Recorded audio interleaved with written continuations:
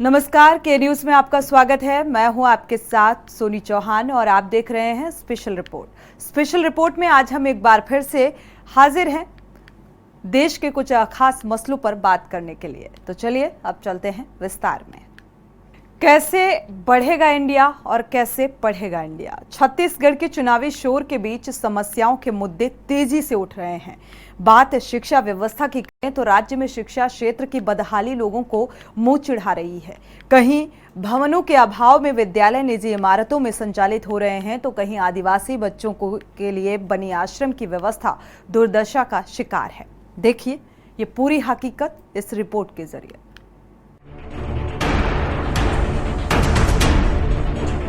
कहते हैं कि आईने कभी झूठ नहीं बोलते और हम एक ऐसे ही सच से आपको रूबरू कराने जा रहे हैं जो आपको हैरान कर देगा। हकीकत की एक तस्वीर देखिए, छत्तीसगढ़ के एमसीबी जिले के भरतपुर सोनहत विधानसभा की, जहां से विधायक गुलाब कमरो हैं। बीते 5 सालों में वो सोशल मीडिया के माध्यम से विकास के प्रचार तक सीमित रहे।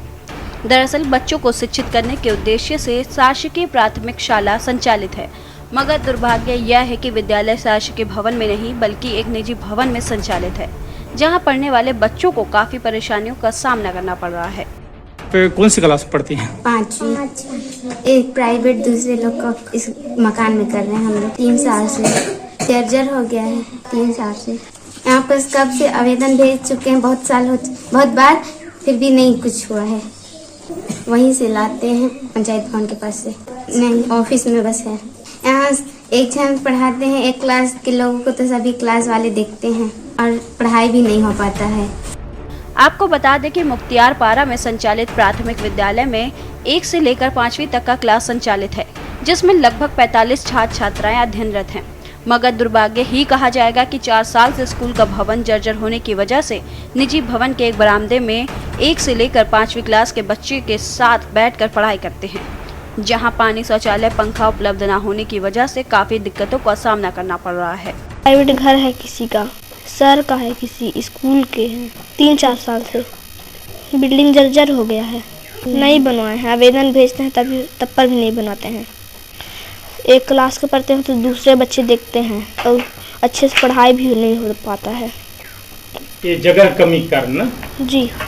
वहीं ग्राम मुख्तियारपारा के उप सरपंच मालती सिंह का कहना है कि लगभग 4 साल से प्राथमिक शाला का भवन जर्जर और दयनीय स्थिति को देखते हुए गांव के ही एक व्यक्ति के निजी मकान में विद्यालय को संचालित करने पर मजबूर है, जिसको लेकर जिले के अधिकारी से लेकर स्थानीय विधायक गुलाब कमरो को अवगत कराया गया, मगर सिर्फ आश्वासन के अलावा नए भवन का निर्माण नहीं कराया जा सका।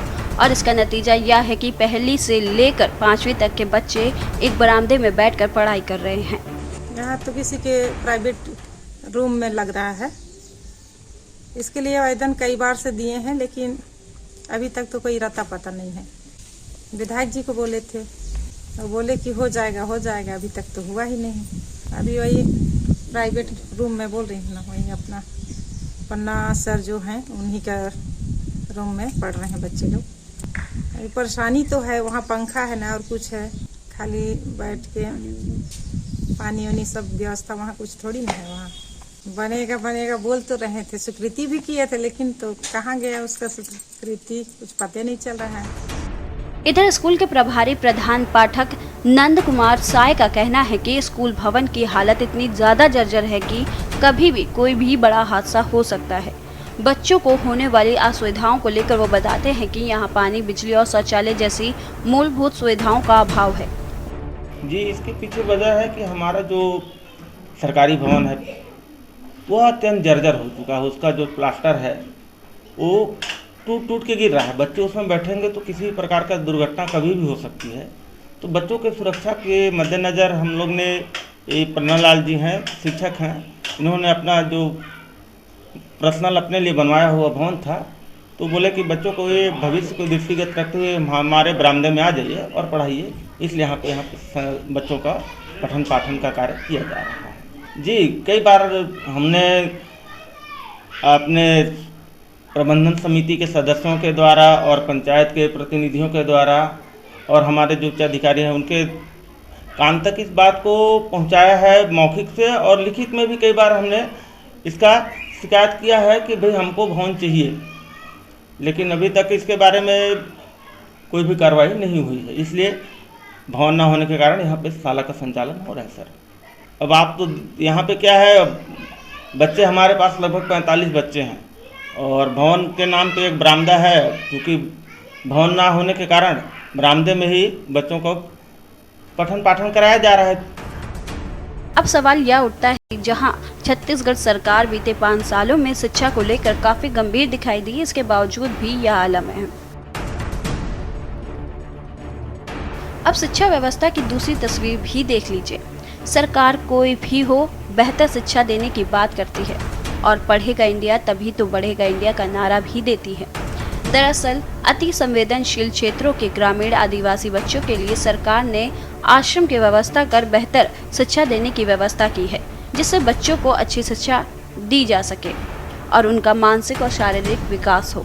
लेकिन कांकेर जिले के ग्राम पंचायत पीड़ापाल के आश्रित ग्राम काना गांव के सरकारी बालक आश्रम में अव्यवस्थाओं का आलम बना है। यहाँ रहने वाले ग्रामीण बच्चे कई समस्याओं से जूझ रहे हैं। यहाँ के बच्चों को भरपेट भोजन तक नसीब नहीं हो पा रहा है। बच्चों ने बताया कि छुट्टी के दिन बच्चों को सुबह 7 बजे नाश्ते में पोहा और 10 बजे सिर्फ दाल चावल और अचार मिलता है। इसके अलावा दिन भर बच्चे भूखे पेट रहते हैं और रात में 7 बजे बच्चों को खाना मिलता है। ऐसे में बच्चों का शारीरिक मानसिक विकास कैसे होगा, और तो और भूख के मारे बच्चों को शिक्षा ग्रहण करने में भी मन कैसे लगेगा। वहीं जिस कमरे में बच्चे सोते हैं वहां की खिड़की टूटी हुई है, जिससे ठंडी हवाएं अंदर आती हैं और ठंड में बच्चों को एक ही पतली कंबल में बसर करना पड़ रहा है। यहाँ पे बाल भी लाए रहते हैं 3, तो एक को देते हैं, वो फूट जाता है तो फिर ऐसे देते हैं। खेलने का सामान नहीं मिलता? जी अच्छे से नहीं मिलता। पढ़ने में मन लगता है कि नहीं लगता है? नहीं लगता है, खाना अच्छे से नहीं मिलता तो। खाना भी नहीं मिलता? जी। सोने होने का कैसे इंतजाम है यहाँ? सोने ठंड बहुत लगता है। ठंड लगता है, क्यों लगता है ठंड? खिड़की टूट गए हैं। खेलने का क्या क्या सामान है आप लोगों का? बॉल है एक और बैट भी नहीं है कहते। हम बैट बॉल सब कुछ खेलने के लिए सामान चाहते हैं। और अच्छा खाना मिलना चाहिए। जी। कैसा खाना चाहिए? जो 2-3 टाइम जो खाना मिलता है, जी। छुट्टी के समय मिलता है खाना आप लोग को? नहीं मिलता है छुट्टी के समय में। सरकार नवनिहालों को बेहतर शिक्षा दे, उनका स्वास्थ्य अच्छा रहे और वो हॉस्टल में रहकर पढ़ाई करे, इसके लिए बेहतर व्यवस्था कराने के लिए आश्रम के द्वारा बच्चों को पढ़ाया जाता है। जी, इस वक्त हम मौजूद है काना गांव में। ये नक्सल प्रभावित क्षेत्र है। यहाँ पर मेरे पीछे देखेंगे जो बच्चे हैं, नवनिहाल अपने भविष्य को यहाँ गढ़ने आए हैं और यहाँ मेरे पीछे एक निगरानी समिति के लोग भी हैं। उनसे हम जानने की कोशिश करते हैं कि बच्चों को किस तरीके से समस्याओं का सामना करना पड़ रहा है। जी बताएंगे, आपका क्या नाम है? मेरा नाम जी सर राजेश दर्रो है जी। मैं ग्राम खाना गांव का रहने वाला हूँ जी। और ये तो बताना चाहता हूँ सर मैं कि ये जो आश्रम है ना सर, हम कभी कभी आते हैं आश्रम में निगरानी करने के लिए, तो बच्चे लोगों को बहुत दिक्कत होता है सर। और जो खाना पीना है, और छुट्टी के दिन तो अक्सर करके सर एक ही टाइम खाना मिलता है, सवेरे को 10 बजे और सीधा शाम को 7 बजे मिलता है। दिन भर बच्चों को कुछ भी नहीं दिया जाता उसके अलावा? कुछ भी नहीं दिया जाता है। तो इसमें क्या उनके पढ़ाई लिखाई में कोई प्रभाव पड़ता होगा? उनका जो शरीर है वो कैसा सुस्त हो जाता है, कैसा रहता है? जो मानसिक स्वास्थ्य है ना सर, वो बिगड़ जाता है ना ऐसी में, है ना बच्चे लोगों का। और यहाँ पे कई सारे बच्चे भी हैं मेरे साथ। मैं चाहूंगा कि बच्चे से भी किसी से बात किया जाए। हाँ हाँ बेटा, कौन से क्लास में हो आप? मैं 5वीं क्लास में। हाँ, क्या नाम है आपका? संतलाल खुर्राम। यहाँ पे क्या परेशानी क्या हो रहा है? यहाँ पे परेशान हो रहा है कि बाथरूम में ठीक से बाल्टी भी नहीं और पानी का भी समस्या पड़ रहा है। बीच में आप लोग नहाने के लिए नदी में जाते थे क्या? जी। कब बना है यहाँ का पानी? अभी आ रहा है पानी? हाँ जी, आ रहा है अभी। और खाने वाने में क्या दिक्कत होता है? खाने में कैसा खाना देते हैं आपको? हमको दाल सब्जी और अचार भी, पापड़ भी ठीक से नहीं देते। कभी कभी खाना रोज मिलता है आपको? जी, छुट्टी के दिन भी नहीं मिलता। छुट्टी के दिन खाना नहीं मिलता, तो कैसे करते हो आप लोग? हम लोग ऐसे ही रहते हैं। भूखे रहते हो? जी। देखिए, इनको भूखा रहना पड़ता है, तो ऐसे में आप अंदाजा लगा सकते हैं कि किस तरीके से वो पढ़ाई करते होंगे जब उनको भूखा रहना पड़ता होगा। और यहाँ पर हमारे साथ महिलाएं भी हैं, हम किसी महिला से भी जानने की कोशिश करते हैं। दीदी, क्या नाम है आपका? राजकुमारी नेताम है जी। और आप निगरानी समिति के सदस्य हैं जी। क्या परेशानी आ रही है बच्चों को?